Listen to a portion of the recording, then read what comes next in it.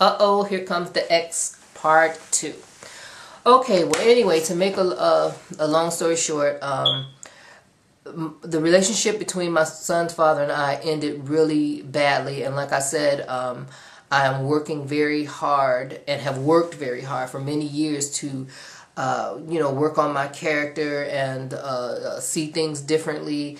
So I'm not going to slam him. I don't think that's right. But he did behave in a way that was really not cool at all. And it led me to not even talking to him for a while. So anyway, when I went into my isolation period, where I said I didn't have nothing, in a town where I had nothing that I can do actually but go to the library, I had to, there was many nights of crying and God, what's going on, but I began to look at my life and look at, the choices that I was making. And, I would just pray to God, I'm like, God, if you get me out of this, there's just moments where I just felt like, man, I've never been through such an extreme situation in my life. And I'm like, it almost drove me nuts.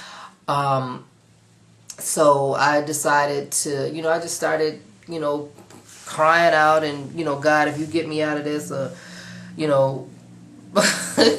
I'll do this and I'll do that, and you know how we do.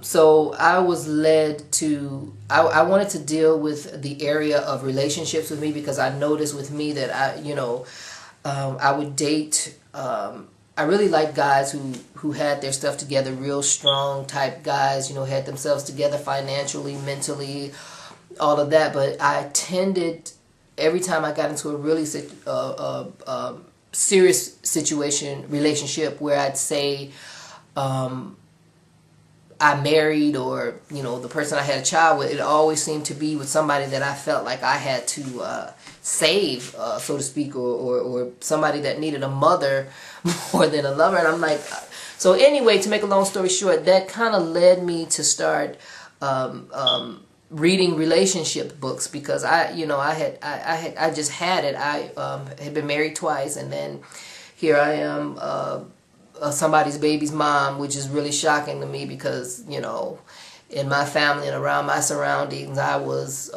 considered to be the smart one, and the talented one, and so for me to find myself in the situation that I was in, it was rather embarrassing for me.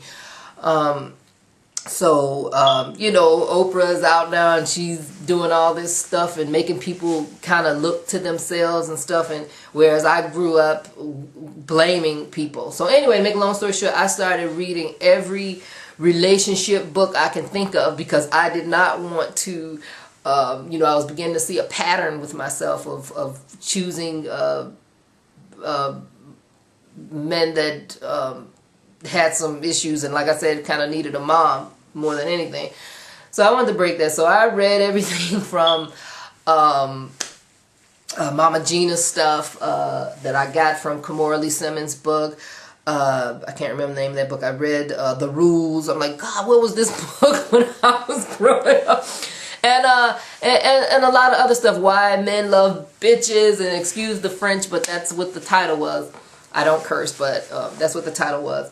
And I read all those things, and they were really entertaining and fun, and they had some really good points. But I have to say that eventually I ended up being led to a book called Calling in the One. And I actually have it right here. It's 7 weeks to attract the love of your life. And this book just completely stopped me, because it was totally different from the other books that I had been reading. Like I said, the other ones, well, you do this, you don't call them back, you don't, all this stuff. And like I said, it was really good stuff in a way to stop you from getting your heart broken and moving too fast and stuff like that. And there's nothing wrong with that.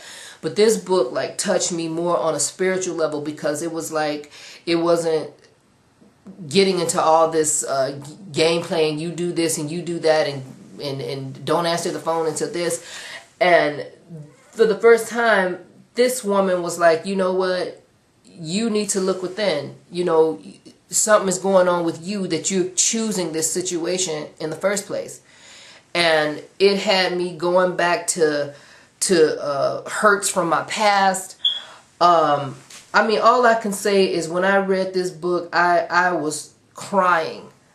I was literally crying because for the first time, like I said, I grew up with a mom and people around me where, you know, it's his fault. It's like I was raised more with having this victim mentality, where I didn't have a choice in the matter. This person did this, and yes, this person did some things, like I said, that I totally do not agree with. But I'm realizing now, you know, through reading this book, you know, I was wounded. I'm hurting because of stuff. His childhood had problems and stuff, and here two wounded people coming together trying to have a relationship, and nobody's listening, and you know, you're seeing things from your point of view and he's from his point of view, and we're both trying to, you know, it was just a mess. And like I said, this book made me cry. I you know, I couldn't do nothing but start feeling compassion towards the person that actually hurt me, or so I thought. But it wasn't just him. I played a part in it, and